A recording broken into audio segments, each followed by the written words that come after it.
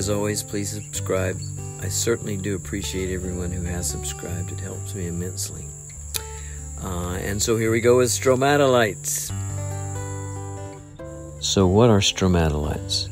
They are layered mounds of a kind of aquatic blue-green algae that's called cyanobacteria. Here are some modern-day photos of stromatolites. They are usually found in shallow ocean water, oftentimes in the intertidal zone.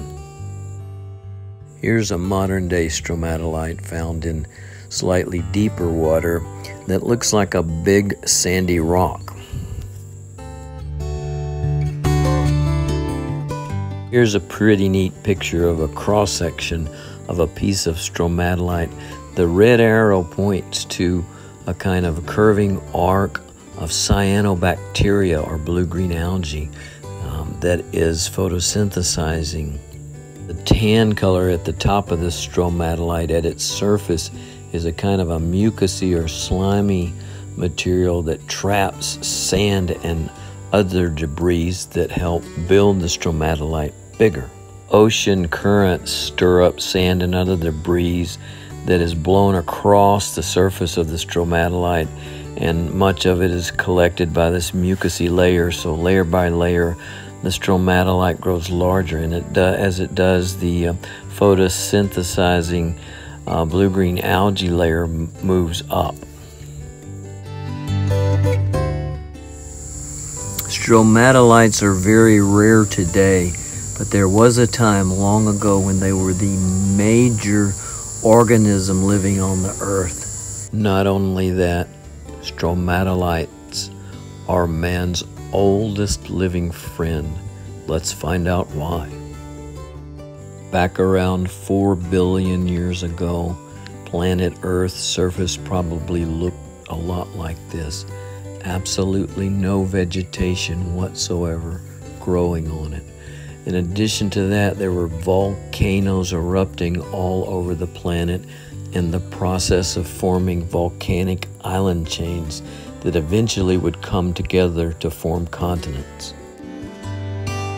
The complete lack of vegetation on Earth meant that all of the volcanic materials that were being erupted were washed into the sea in unprecedented amounts. Erosion was massive. The air was filled with toxic gases.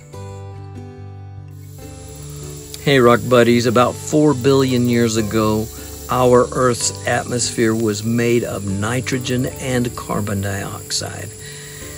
An atmosphere that life as we know it could not survive in.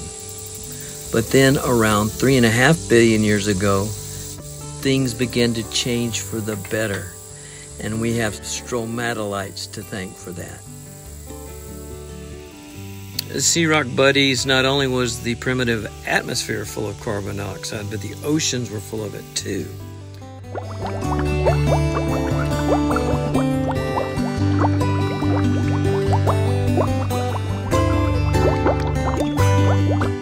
These stromatolites took advantage of that and became the first organisms to take in all that carbon dioxide, use it for photosynthesis, and give out, guess what?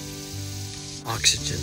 That oxygen filled up the oceans and then bubbled out into the atmosphere, making it possible for other organisms to exist and to come up on land.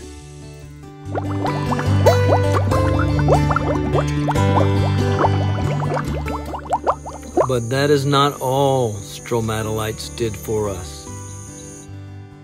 Back in those ancient days, the oceans were full of dissolved iron, and a bunch of the oxygen that the stromatolites produced combined with the iron to create solid iron compounds like hematite and magnetite, which settled down to the bottom of the ocean, creating huge banded iron formations. And these are the source of most of the iron that we mine out of the ground today. Our ancient Precambrian stromatolites are now preserved in many places as lithified or rock-hardened fossils. In this stromatolite fossil cross-section, you can easily see the layering effect that shows how these stromatolites were built up over time. And here are some more fossilized stromatolites for your viewing enjoyment.